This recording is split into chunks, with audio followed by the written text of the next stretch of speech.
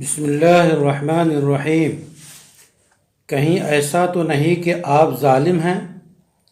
برامکہ پر اچانک مصیبت کا پہاڑ ٹوٹ پڑا، جبکہ وہ خلیفہ ہارون رشید کی حکومت میں شریک تھے۔ شاہانہ ٹھاٹ باٹ تھا کہ اچانک وقت بدلا اور کال کوٹری میں تا زندگی قید کر دیے گئے۔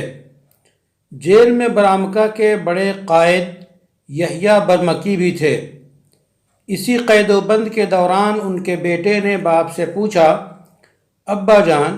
ہمارے پاس مال و دولت کے انبار تھے اور ہم امر بالمعروف اور نہی عن المنکر کے فریضہ پر بھی عامل تھے، اس کے باوجود ہمیں یہ دن دیکھنے پڑے۔ یحییٰ نے جواب دیا، جان پدر، ہم مظلوم کی آہ سے غافل تھے، لیکن اللہ تعالیٰ تو سن رہا تھا۔ ظلم کی برائی مسلم ہے، اس کی قباحت پر سب متفق ہیں، اور ظلم کی بد انجامی سے ہر ایک واقف ہے، اور یہ بھی جانتا ہے کہ مظلوم کی دادرسی اللہ کے ذمے ہے۔ اس کے باوجود ہم میں سے بہت کم لوگ اس کے بارے میں سوچتے ہیں اور احتساب کرتے ہیں کہ کہیں ایسا تو نہیں کہ ہم خود ظلم ڈھا رہے ہیں۔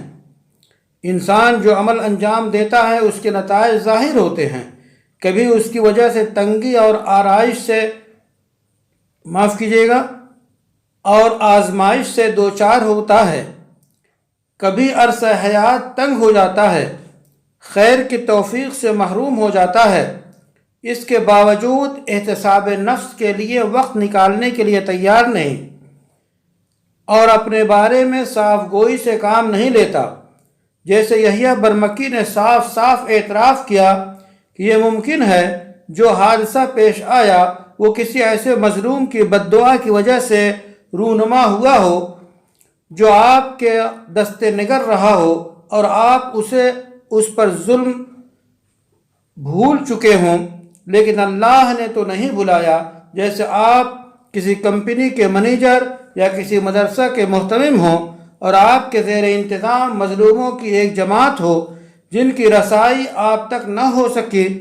کہ داستان ظلم آپ سن سکیں، یا آپ نے فریق کی باتوں پر اعتبار کر لیا اور تحقیق نہیں کی،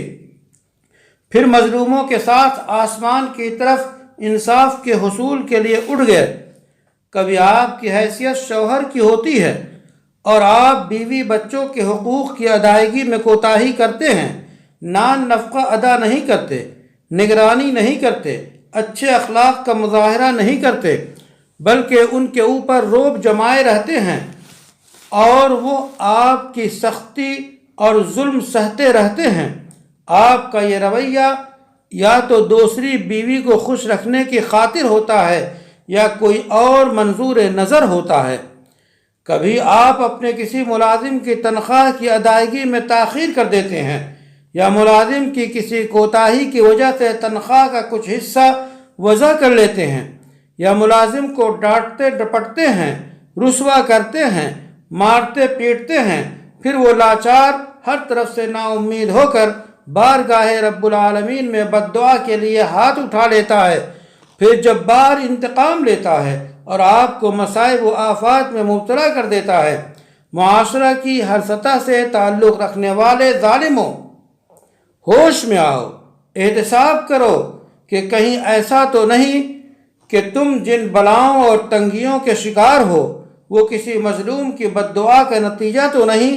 اور تمہارے ذہن و دماغ سے کیا ہوا ظلم مٹ چکا، لیکن اللہ تعالیٰ کو یاد ہے، کیونکہ اللہ تعالیٰ کبھی غافل نہیں ہوتا۔